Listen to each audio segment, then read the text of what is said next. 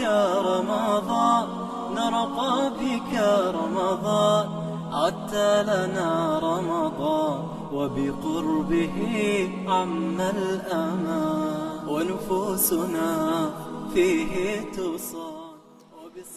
به نام خداوند بخشنده و مهربان.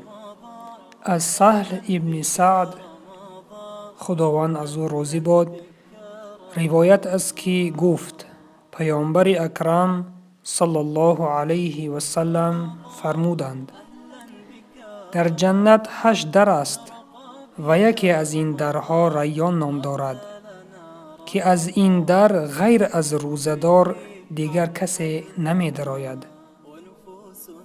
برادری ایمانیم، ماه رمضان ماه رحمت و مغفرت است، ماه توبه است.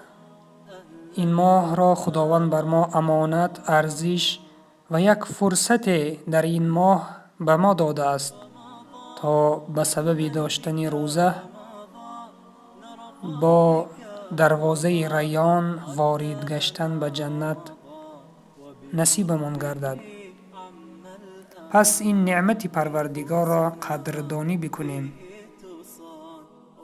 از الله مهربان طلب می نماییم تا عبادت های ما را، روزه ما را که در این ماه شریف خاص برای او روزه می داریم، این عمل های ما را به درگاهش قبول نموده و قلب های ما را از هر گونه بدبینی و کبر و حسد و غرور پاک بگرداند و در آمدن به جنت از دروازه ریان به ما نصیب بگرداند.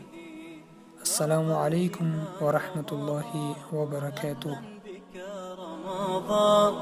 أهلا بك رمضان.